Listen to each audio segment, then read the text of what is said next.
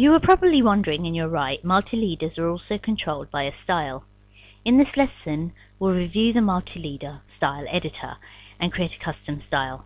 On my screen I have a drawing of a street sign detail.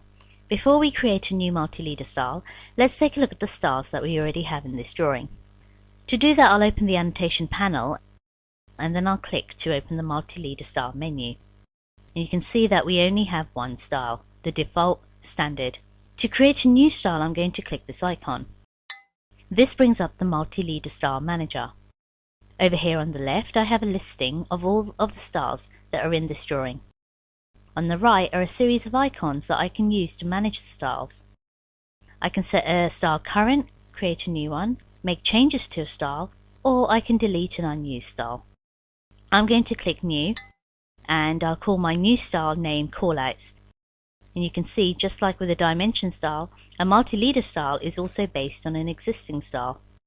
I'll click Continue, and here in the editor we will find a series of logically named tabs that contain all of the style settings. Each tab is also organized into smaller groups of settings.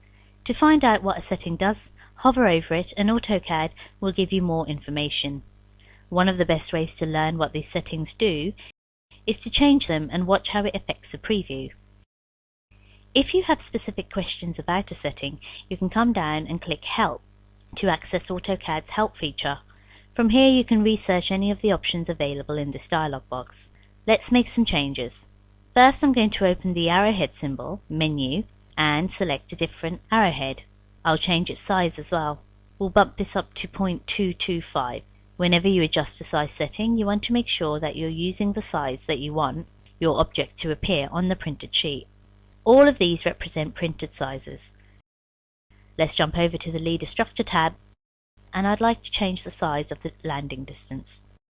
That's the straight line right here. I'm going to knock that down to 0.1, and you can see the change reflected over here in the preview. Let's go to Content, and right here in the Text Options group, we can find the text style that's associated with this multi-leader style. If I open the menu, I can select a different style. Let's create a new one. To do that, I'll click the ellipsis button. I'll select New, and I'll call the text style Notes. I'll then make sure that the height is set to 0.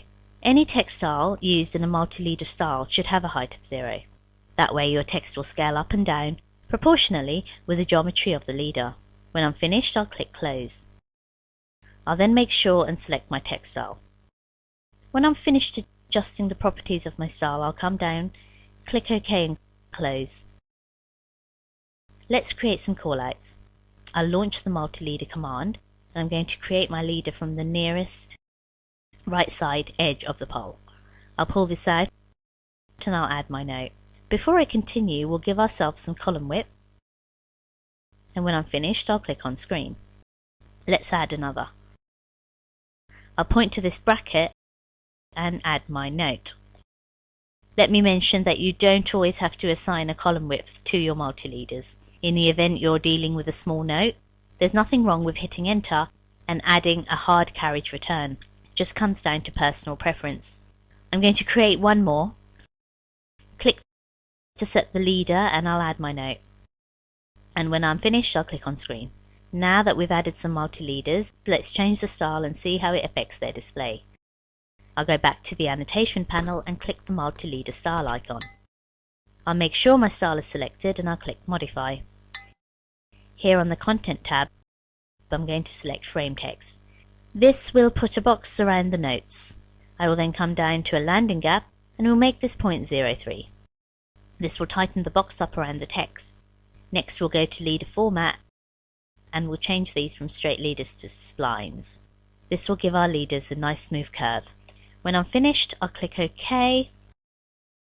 We'll move this box over, and when I click Close, you can see how those adjustments have changed the properties of my callouts.